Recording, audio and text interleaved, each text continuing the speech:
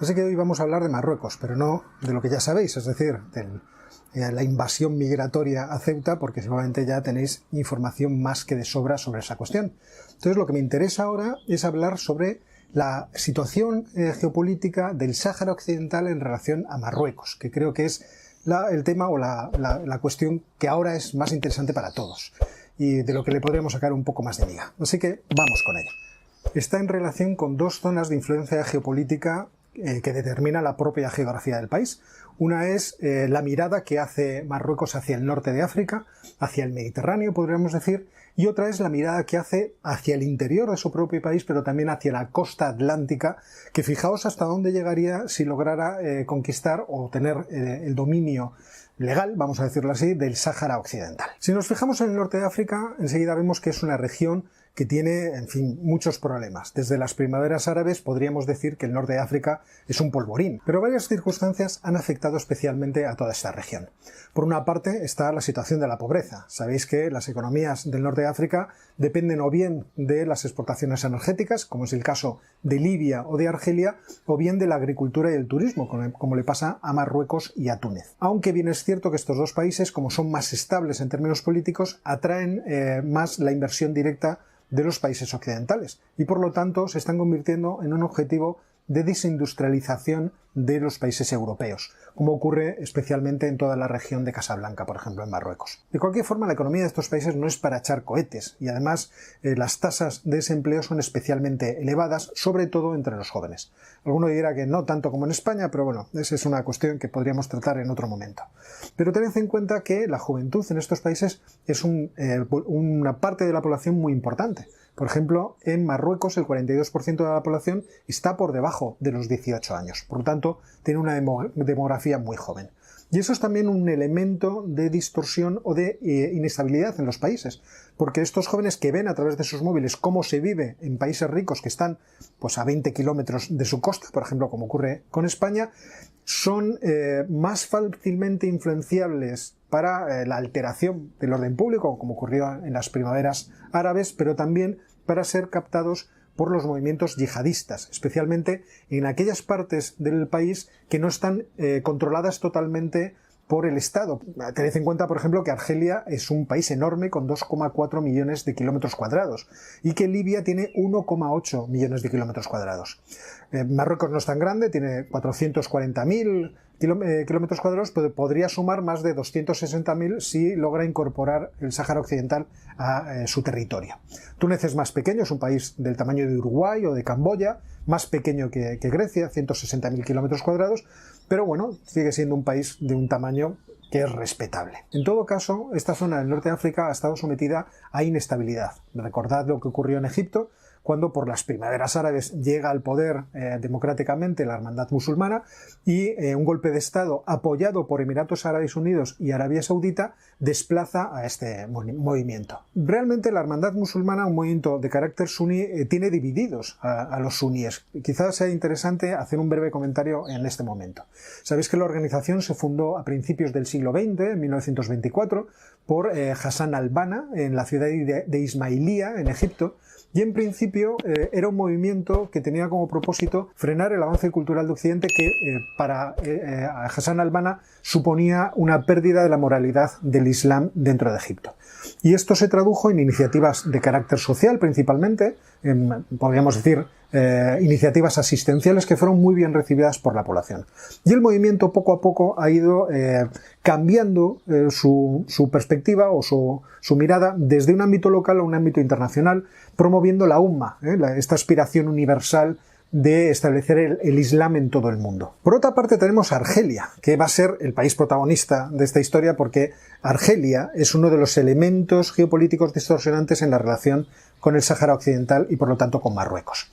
Sabéis que Argelia ha estado marcado por la presidencia, yo diría que dos presidentes fundamentalmente, Boumediene en 1965 hasta 1978 y de Bouteflika de 1999 hasta 2019. Y es un país que progresó hacia el socialismo mezclándolo con un nacionalismo panarabista. Y esto ha hecho que Argelia haya estado siempre dentro de la esfera de la Unión Soviética y posteriormente de Rusia. Es decir, con buenos tratos en la actualidad con Vladimir Putin. Pero como os digo, lo que me interesa ahora es ver cómo el Sáhara Occidental se ha convertido en un elemento de disputa geopolítica precisamente entre Marruecos y Argelia. El problema lo podemos retrotraer al dibujo de las fronteras de estos dos países que hicieron los franceses. Como siempre, los poderes coloniales pintando rayas por los desiertos y produciendo problemas. Porque una región en la que hay dos ciudades principalmente, la ciudad de Béchar y la ciudad de Tinduf, quedaron en el lado argelino cuando los marroquíes estiman que son suyas. Y ya desde el gobierno de Ahmed Ben Bella, es decir, a principios de los años 60, estos dos países entraron en conflicto por esta cuestión. De hecho, el conflicto escaló tanto que llegó a producirse una guerra, la llamada Guerra de las Arenas, en octubre de 1963. La guerra terminó con victoria marroquí, pero que no le sirvió para obtener para satisfacer sus ambiciones territoriales. Y en cualquier caso ha quedado como una espina clavada para los argelinos y por otra parte con una espina clavada para los marroquíes porque no lograron conquistar estas dos ciudades. Fijaos que desde los años 1960, impulsado principalmente por el rey Hassan II, se intentó este avance para recuperar territorio basándose en la pretensión nacionalista del líder del Partido de la Independencia marroquí, el partido Istiklal, Nalal El Fassi, que tenía la intención de construir un gran Marruecos que tomara parte de Argelia, parte de Mali, todo el Sáhara Occidental y una buena parte de Mauritania. Ese sueño puede estar todavía en la cabeza de los marroquíes, pero está en el origen de este conflicto entre los argelinos y los marroquíes. El conflicto ha continuado hasta tal punto que en 2018, es decir, antes de ayer, Marruecos acusaba a Argelia de apoyar al Frente Polisario, del que hablaremos ahora a continuación, proporcionándole o ayudando a que los misiles que le proporciona Hezbollah e Irán llegaran fácilmente hasta el Sáhara. ¿Y por qué es una cuestión geopolítica importante y no se llevan bien estos dos países? Bueno, Argelia tiene una frontera, aunque es pequeña, con el Sáhara Occidental, de 41 kilómetros. Imaginad que el Sáhara Occidental se independizara. Eso permitiría que Argelia pudiera tener, esto es obviamente algo puramente hipotético, una salida fácil hacia el Océano Atlántico. Así que este es el elemento, creo yo, que afecta o que produce la fricción entre Argelia y Marruecos a cuenta del Sáhara Occidental. ¿Qué pinta en todo esto España? Pues España pinta en todo esto que a mediados del siglo XIX España entendió, o algunos pensadores entendieron, que la defensa de las Canarias exigía tener también el dominio de la costa del Sáhara Occidental. Y es por eso que se invade esa región y se toma control de ella. El dominio del Sáhara Occidental pues tiene muchos avatares distintos, de los cuales los dos más importantes en tiempos recientes son la guerra de Sidi Ifni, cuando el Ejército de Liberación marroquí ataca, me parece que fue en noviembre de 1957, la ciudad de Sidi Ifni, con una estrategia guerrillera. El Ejército de Liberación marroquí era una especie de ejército paramilitar financiado por el príncipe Hassan, que después sería el rey Hassan II. Una guerra que además perdió España porque estaba muy mal equipada, los soldados que estaban allí eran soldados de reemplazo que estaban haciendo el servicio militar obligatorio y estaban muy mal equipados. Pero en cualquier caso el país nunca informó de forma completa de la magnitud de aquella catástrofe. En esa guerra de Sidi Ifni se produce un hecho curioso, y es que la diáspora que se crea de población saharaui de la zona acaba siendo recibida por los marroquíes y reubicada en Casablanca, donde muchos de los hijos de estos saharauis entran en los centros de educación y se forman en la Universidad de Casablanca unos como nacionalistas saharauis y otros como izquierdistas. Y es justamente en ese entorno donde se va a crear el Frente Polisario. Y este es precisamente el caso de uno de los fundadores del Frente Polisario, de Mustafa Sayed, que fue uno de estos que fueron reubicados en Casablanca y formados en las universidades, seguramente afrancesadas y por lo tanto con la filosofía propia del mayo 68, del marxismo que en aquellos momentos era imperante en las universidades francesas, pero en este caso por profesores marroquíes. El siguiente acontecimiento que fue importante fue la Marcha Verde, que muy inteligentemente puso en marcha el rey Hassan II en 1975 contra el régimen español, que en aquel momento dominaba lo que era el Sáhara español.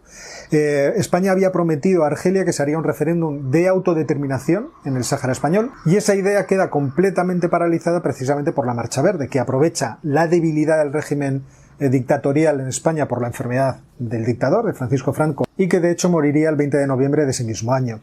En ese momento España se desentiende del Sáhara, sale pitando, y deja en manos de las Naciones Unidas el arreglo del conflicto, cosa que en cierto modo Argelia y Marruecos también hicieron, dejar que las Naciones Unidas sean las que vayan a gestionar el problema de ahí en adelante. Es verdad que Marruecos ha intentado, con ofertas de autonomía, hacer que los saharauis se aproximen al proyecto nacional marroquí, pero no con especial éxito. Y también explica la situación siempre tirante y ambigua que la política española tiene respecto de Marruecos, porque las izquierdas españolas descubren el problema o la existencia del Frente Polisario precisamente por la Marcha Verde, en cierto modo. Es decir, es cuando se hace público que ahí existe un problema y que ahí existe una gente que además es de izquierdas. La izquierda española empieza a tener actos de simpatía con el Frente Polisario, lo que le lleva a cortar con las propias izquierdas marroquíes, pero fuerza una situación extraña en la que la izquierda española, cuando gobierna, no sabe qué hacer con el problema del Sáhara y siempre está dándole motivos a Marruecos para estar descontenta. Y cuando está la derecha en el poder, es presionada por la izquierda para que no haga avances contrarios a los intereses del Frente Polisario. Y en esta esquizofrenia suele moverse la política española respecto del problema del Sáhara.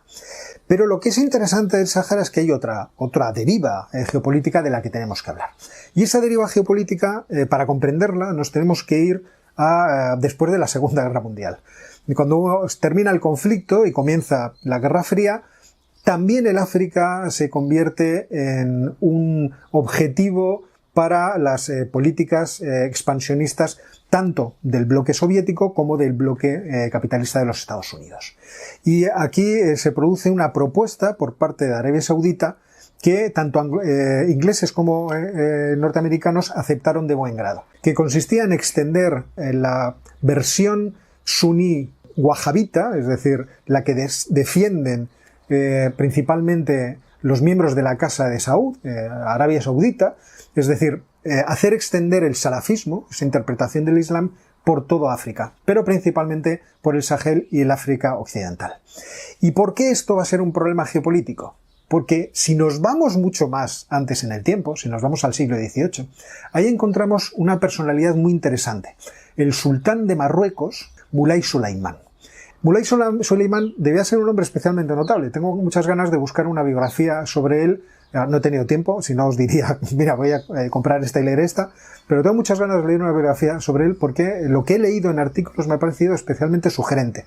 Este hombre comprende en ese momento que la zona de influencia de Marruecos, no solamente el norte de África, sino el interior de África y la costa de África occidental. Y entonces se plantea de qué forma puede influir en términos geopolíticos, vamos a llamarlo así, aunque obviamente no creo que tuviera esta concepción. ¿Cómo puede influir para hacer que Marruecos tenga una mayor proyección en toda la región? Y entiende que eso solamente se puede hacer en términos culturales. Hay que tener en cuenta que el Islam va extendiéndose por este África occidental en un medio que es religiosamente muy rico, en el que existen muchas cosmovisiones y muchas interpretaciones, muchos ritos, muchas formas de comprender la religión. De forma pasmosa, si por ejemplo atendéis a la cantidad de ritos y cosmovisiones que se reflejan, por ejemplo, en las máscaras rituales y en los bailes, en los tipos de ritos que se realizan, por ejemplo, solo en el país de Mali, lo vais a alucinar, porque es de una riqueza cultural realmente extraordinaria. Pero en cualquier caso, se plantea esta idea: ¿cómo puedo influir yo a través de un proyecto cultural sobre toda esta región? Y ahí se apoyó en un clérigo, Ahmad Tijani, que, siendo descendiente del profeta, defendía una versión ortodoxa del Islam, pero una versión de carácter sufí. El sufismo se entiende como una corriente mística dentro del sunismo. Y lo que hizo este hombre fue fundar una especie de orden religiosa, para que nos entendamos. Es decir, una institución que es la que va a promover esta vía, una orden que ellos llaman en realidad una tarika, de tal forma que esta vía sufí acabó convirtiéndose en la forma de islamismo más numerosa en el África subsahariana, que se extendió incluso hasta Nigeria y hasta Senegal, tratando de sustituir a lo que son las filosofías o los intentos culturales de dominio de la región que provienen de los poderes coloniales, es decir, en este caso de la Unión Soviética y de las potencias occidentales, ya que el comunismo ya se estaba extendiendo por allí, se estaba extendiendo en Mali, en Burkina Faso, en Níger, Hasta tal punto que el rey Hassan II en los años 60 le hace una propuesta a Franco, le dice: es necesario que Marruecos controle el Sáhara porque aquí se está expandiendo el comunismo y la única forma de pararlo vamos a ser nosotros, pero además está expandiendo una versión del islamismo que es peligrosa, que es radical, cosa que no ocurre con el sufismo. Por lo tanto, incluso en los intereses de Occidente, los intereses españoles, está que el Sáhara Occidental sea dominado por Marruecos. Y esa es un poco la situación que ocurre ahora, hasta tal punto de que el rey Mohamed VI, siendo como es, comendador de los creyentes, también descendiente del profeta y teniendo una autoridad religiosa especial entre los musulmanes, ha propuesto que, esto lo hizo en el año 2015, no estamos hablando de una cuestión que se hizo antes de ayer, aunque casi, que los imames que enseñan en todas las mezquitas sufíes del África Occidental sean formados en Marruecos. Por lo tanto, fijaos que sobre el Sáhara Occidental convergen, por así decirlo, dos intereses geopolíticos. Por una parte, el que tiene Argelia siendo aliado de Rusia, iba a decir de la Unión Soviética, siendo aliado de Vladimir Putin, para tener una salida en el Atlántico. Por otra parte, la extensión del salafismo, que juntamente con el marxismo ha dado lugar a formas de yihadismo que suponen un peligro y una amenaza incluso para Europa. Por eso precisamente tenemos tropas desplegadas por el Sahel, los países europeos, y hay un freno efectivo a todo ese movimiento sería la proyección geopolítica en toda esa región, precisamente de Marruecos y del sufismo marroquí. Así que, como veis, la cuestión del Sáhara Occidental tiene mucha más miga de lo que podríamos creer a simple vista. Y no admite soluciones simplistas, como se han escuchado en algunos medios de comunicación. Bueno, y en Twitter ni os cuento. Así que si os ha gustado, os propongo lo de siempre, que os suscribáis, le deis al botón de like, activéis las notificaciones y, como siempre os digo, nos vemos muy pronto.